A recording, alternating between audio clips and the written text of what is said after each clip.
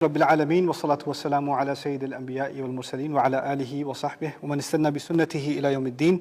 اللهم اجعلنا منهم ومن الذين آمنوا وعملوا الصالحات وتواصوا بالحق وتواصوا بالصبر آمین یا رب العالمین. ثم اما بعد، ایک مرتبہ پھر السلام علیکم ورحمۃ اللہ تعالی وبرکاتہ. اب ہم اس چوتھے حصے کی ترتیب کا کچھ جائزہ لیں. یہ مختصر سا حصہ ہے، اس کی بات بہت خوبصورت طریقے سے کی گئی ہے. وَإِذَا قِيلَ لَهُمْ اتَّقُوا مَا بَيْنَ أَيْدِيكُمْ وَمَا خَلْفَكُمْ لَعَلَّكُمْ تُرْحَمُونَ. پہلی آیت، جب ان سے کہا جاتا ہے کہ اس چیز کے بارے میں احتیاط کرو جو تمہارے آگے ہے اور جو تمہارے پیچھے ہے، تاکہ تم پر رحم کھایا جائے.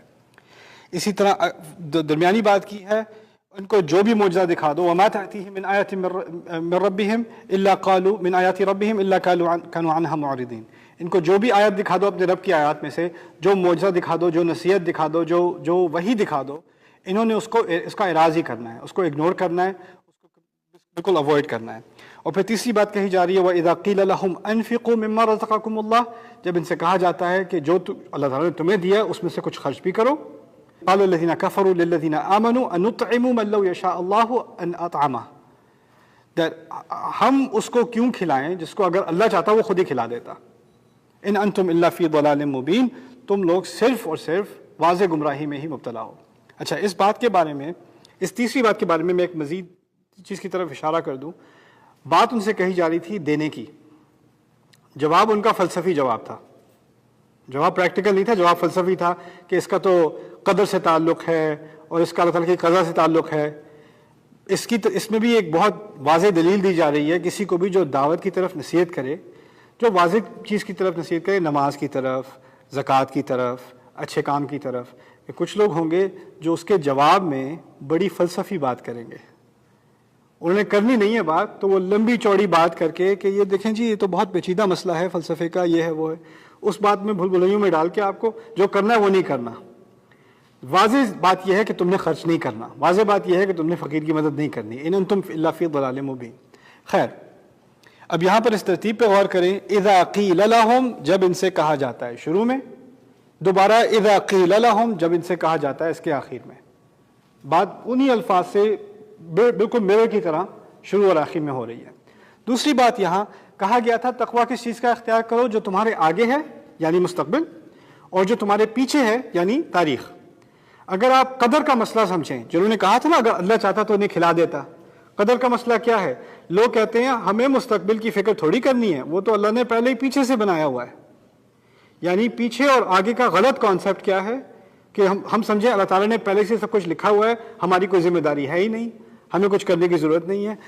قدر کا صحیح کانسیپٹ کیا ہے؟ اتقوا ما بین ایدیکم وما خلفکم. اس کا غلط کانسیپٹ کیا ہے؟ لو یشاء اللہ اطعمہ، انطعم من لو یشاء اللہ اطعمہ ان انتم الا فی ضلال مبین. تو اس طرح ان دونوں سے آ کر بات مکمل ہوتی ہے. اصل میں ہمیں تقویٰ کرنا چاہیے. ہمارے پیچھے جو ہوا وہ اللہ کی وجہ سے نہیں ہوا، ہماری وجہ سے ہوا تھا. ہمیں خود ذمہ داری لینی ہے. ہمارے آگے جو ہونا ہے اس کی ہمیں خود ذمہ داری لینی ہے. یہ لوگ کیا کرتے ہیں، جو پیچھے ہوا وہ اللہ کی مرضی تھی، وہ فقیر بنا.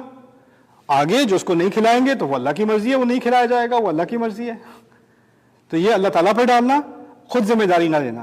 اسی لیے قرآن میں سورۃ الزمر میں جب ان آیات کے بارے میں اور اسی طرح کی آیات کے بارے میں کہا جاتا ہے، لو ان اللہ ہدانی، قیامت کے دن ایک انسان آ کر کہے گا اگر کہ اللہ تعالیٰ نے مجھے ہدایت دی ہوتی کاش، تو پھر میں اس مصیبت میں نہ ہوتا، مجھے بھی ان جنتیوں کی طرف بھیجا جا رہا ہوتا.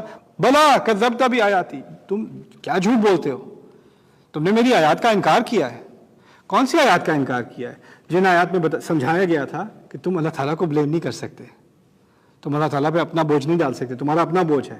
وَلَا يَحْمِلُنَّ أَثْقَالَهُمْ، ان کو اپنے بوجھ خود اٹھانے ہوں گے، انہوں نے اپنے بوجھ، اپنی ذمہ داری خود اٹھانی ہے. لا يكلف الله نفسا الا وسعها. اللہ تعالیٰ نے کبھی کسی انسان پر کوئی ایسا بوجھ نہیں ڈالا جو وہ اٹھانے کے قابل نہ ہو، الا وسعها، اپنی وسعت کے مطابق، اپنی صلاحیت کے مطابق ہی اللہ تعالیٰ اس پر بوجھ ڈالتا ہے. تو اس مختصر بات سے اب یہ چوتھا حصہ بھی مکمل ہو گیا. اب دو حصے رہ گئے، پانچواں اور چھٹا حصہ. پانچویں حصے میں اب آخرت کے بارے میں بات ہوگی، اس کی بات اب شروع کرتے ہیں. وَيَقُولُونَ مَتَىٰ هَٰذَا الْوَعْدُ إِن كُنتُمْ صَادِقِينَ مَا يَنظُرُونَ إِلَّا صَيْحَةً وَاحِدَةً تأخذهم وهم يخصمون فلا يستطيعون توصية ولا إلى أهلهم يرجعون ونفخ في الصور فإذا هم من الأجداث إلى ربهم ينسلون. اس سب کچھ سننے کے بعد چڑ میں آ کے سوال پوچھتے ہیں رسول صلی اللہ علیہ وسلم، کہتے ہیں متى هذا الوعد ان کنتم صادقین، یہ وعدہ جو تم کر رہے ہو یہ کب پورا ہونا ہے؟ اگر واقعی تم سچ کہہ رہے ہو تو کچھ بتا دو کہ کب پورا ہونا ہے. کہتے رہتے ہو آنے والا ہے آنے والا ہے آنے والا ہے. ان ادری اقریب ما توعدون ام یجعل له ربی امدا، مجھے نہیں معلوم جو تم سے کہا جا رہا ہے وہ قریب ہے یا اللہ تعالیٰ نے اس کے اور تمہارے درمیان بہت بڑا فاصلہ رکھا ہے، اس کا علم میرے پاس نہیں ہے. یو نو وما یدریک الساعة لعل تکون قریبا، آپ کو کیا معلوم شاید جو ساتھ آنے والا جو لمحہ آنے والا ہے آخری وہ شاید بہت قریب ہو، آپ کو کیا معلوم.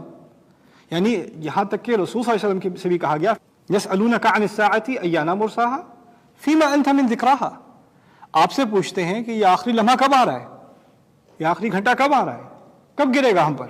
مرساہا ارسا کہتے ہیں وہ جو کشتی سے چین نہیں گراتے اینکر گراتے ہیں اس کو ارسا کہتے ہیں. کب گرنے والا ہے ہم پر یہ؟ رسول صلی اللہ علیہ وسلم نے کہا فیما انت من ذکراہا، اس کا علم تو صرف اللہ کے پاس ہے. الی ربک منتہاہا، صرف تمہارے رب کے پاس اس کی ڈیڈ لائن ہے، کب شروع ہونا ہے کب ختم ہونا ہے اس کا علم صرف تمہارے رب کے پاس ہے. انما انت منذر من یخشاہا، آپ کا کام یہ نہیں ہے بتانا کہ کب آ رہی ہے قیامت، آپ کا کام بتانا ہے وہ لوگ جو اس قیامت سے واقعی ڈر گئے ہیں ان کو کچھ خبردار کر دیں، اس سے آگے آپ کا کام نہیں ہے. مل مسئول باعلم بها من السائل، جبریل علیہ السلام نے آ کے رسول سے خود پوچھا تھا، حدیث جو حدیث الاسلام ہے، اخبرنی عن الاسلام عن الایمان عن الاحسان، بڑی مشہور حدیث ہے، حدیث جبریل جسے کہتے ہیں. اس میں انہوں نے پوچھا کہ آخری لمحہ کب آ رہا ہے، قیامت کب آ رہی ہے. رسول صلی اللہ علیہ وسلم کا جواب کیا تھا؟ مل مسئول باعلم بها من السائل، جس سے پوچھا گیا ہے اس کو بھی نہیں پتا اور جو پوچھ رہا ہے اس کو بھی کوئی زیادہ علم نہیں ہے، نہ آپ کے پاس ہے نہ میرے پاس ہے، اور یہی صحیح جواب ہے. پھر انہوں نے کہا اس کی علامات کیا ہیں، تو انہوں نے علامات کے بارے میں بات کی. یعنی ہمیں اس سے کوئی دلچسپی نہیں ہونی چاہیے کہ قیامت کب آ رہی ہے، ہمیں بس ایک بات سے دلچسپی ہونی چاہیے، قیامت آ رہی ہے، بس اتنا پتا ہونا چاہیے. انہم یرونہ بعیدا ونراہ قریبا، یہ لوگ سمجھتے ہیں بہت دور کی چیز ہے، ہم تو دیکھتے ہیں کہ بہت قریب ہے. اللہ تعالیٰ کے پس منظر سے انہوں نے ہمیں یہ بات سکھائی ہے کہ تم ایسا سمجھو کہ قریب آ گئی ہے بس. یہاں پر وَيَقُولُونَ مَتَى هَذَا الْوَعْدُ إِن كُنتُمْ صَادِقِينَ، کہتے ہیں کہ یہ وعدہ کب پورا ہوگا جب تم واقعی سچ کہہ رہے ہو. اس سے ایک بہت ڈراؤنی سی بات بھی نکلتی ہے کہ جب لوگ الٹی سیدھی بات کرتے ہیں نا دین کے بارے میں، یا الٹے سیدھے تنزیہ سوال پوچھتے ہیں، تو وہ اللہ تعالیٰ لکھ لیتا ہے. اور مقام پہ قرآن نے کیا کہا ہے؟ سَنَكْتُبُ مَا قَالُوا، جو وہ کہتے ہیں وہ ہم لکھ لیں گے. یہ بھی نہیں کہا میرے فرشتے لکھیں گے، کیونکہ فرشتے جو ہیں ان کے بارے میں تو کہا ہے نا کرامن کاتبین، یہ بڑے عزت دار فرشتے ہیں جو لکھتے رہتے ہیں. ان کے یہ اتنے غصے کی بات ہے، خدا نے خود کہا میں لکھوں گا، خود یہ جو کہتے ہیں سنکتب ما قالوا. اور پھر اس کے ساتھ مزید کیا اضافہ کیا؟ وقتلہم الانبیاء، جو یہ کہتے ہیں یہ میں لکھ لوں گا، اور ساتھ ہی ان کے انبیاء کا قتل کرنا. یعنی یہ دو بڑے بڑے جرم ہیں. میرے نزدیک انبیاء کا قتل بہت بڑا جرم ہے. اللہ تعالیٰ کے بارے میں، آخرت کے بارے میں، اس کے انبیاء کے بارے میں بیہودہ بات کرنا اس سے بڑا جرم ہے. وہ پہلے کہا، پھر انبیاء کا قتل بعد میں کہا. سنکتب ما قالوا وقتلہم الانبیاء. دوسری بات یہاں پر ونکتب ما قدموا وآثارہم، جب یہ بات کرتے ہیں اس کا ایک اثر ہوتا ہے. جب کوئی نبی کا مذاق اڑاتا ہے، ایکچولی کسی بھی سوسائٹی میں ہوتا یہ ہے کہ اگر آپ کسی کی بات کو ڈسمس کر دیں، کسی کا مذاق اڑا دیں، تو آپ کے سرکل میں باقی لوگ بھی اس سے ہٹ جاتے ہیں. یعنی اس کی باتوں کو سیریسلی لیتا نہیں ہے. ایک دفعہ ہم نے دیکھا تھا کسی دعوت میں ہم تھے، سب اسی کا مذاق اڑا رہے تھے. آپ نے ایک طرح سے ایک ٹرینڈ شروع کر دیا کہ کس کو اگنور کرنا ہے اپنی کمیونٹی میں. یہ اس کے اثرات ہیں. تو یہ جب کہتے ہیں نا وَيَقُولُونَ مَتَى هَذَا الْوَعْدُ، شروع میں بات کی گئی تھی جو عمل انہوں نے کیے ہیں اور جو اس کے اثرات ہیں وہ سب لکھے جا رہے ہیں. تو ان ایسی باتوں کے اثرات بھی لکھے جاتے ہیں. اللہ تعالیٰ ہمیں ایسی باتوں سے بچائے، ان کے اثرات سے بچائے. مَا يَنظُرُونَ إِلَّا صَيْحَةً وَاحِدَةً تَأْخُذُهُمْ، کچھ بھی نہیں ہونا سوائے ایک ہی چیخ کے. چیخ کی بات پہلے بھی آئی تھی نا. اب یہاں پر سمجھ لیجیے 3 طرح کی دھمکیاں ہوتی ہیں قرآن میں، 3 طرح کی چیزوں سے خبردار کیا جاتا ہے. پہلے بھی بتایا تھا، اب دوبارہ دہرا رہا ہوں. ایک ہوتا ہے قوم کی تباہی، دوسرا ہوتا ہے قیامت کا دن، تیسری ہے دوزخ. 3 خبرداریاں ہیں، قوم کی تباہی، رسول کی بات نہیں مانو گے قوم تباہ ہو جائے گی، پھر قیامت کے دن جو تباہی ہونی ہے، اور پھر دوزخ کی جو تباہی ہونی ہے۔ وہ 3 تباہیاں جن کا قرآن میں ذکر ہے، ان میں سے ایک ہمیشہ کے لیے ختم ہو چکی، قوموں کی تباہی، کیونکہ اب رسول نہیں آتے تو وہ قوموں کی تباہی کے دروازہ ہمیشہ کے لیے بند۔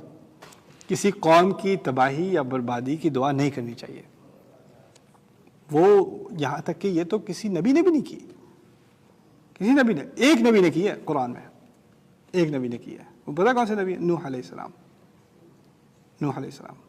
رب لا تذر علی الارض من الکافرین دیارا، ایک کو بھی مت چھوڑنا یا رب، ایک کافر کو بھی مت چھوڑنا، انک ان تذرہم یضلوا عبادک، اگر آپ نے انہیں چھوڑ دیا تو یہ آپ کے باقی بندوں کو بھی گمراہ کریں گے، ولا یلدوا الا فاجرا کفارا، اور یہ جب پیدا بھی کریں گے تو یہ گناہ گار کو بھی پیدا کریں گے اور کافروں کو پیدا کریں گے، ان کی تربیت ہی ایسی ہے، یہی کریں گے یہ لوگ۔ میں نے بہت دیکھ لی نسلیں ان کی، 950 سال بڑی نسلیں دیکھی انہوں نے، تو اس کی بنیاد پر کہہ رہے ہیں۔ اور میں آپ کو ایک اور بات بتاؤں نوح علیہ السلام کی قوم کے بارے میں، کئی مقامات پر قرآن میں کئی قوموں کی لسٹ ہے جنہوں نے اللہ تعالیٰ کی نافرمانی کی، تباہ ہوئی، ان میں پھر جب نوح علیہ السلام کی قوم کا ذکر آتا ہے انہم کانوا ہم اظلم و اطغیٰ، تمام کو ملا کے سب سے زیادہ ظالم اور سب سے زیادہ طاغی یہ قوم تھی۔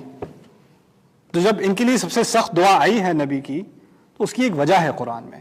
بارک اللہ لی و لکم فی القرآن الحکیم ونفعنی و ایاکم بالآیات والذکر الحکیم۔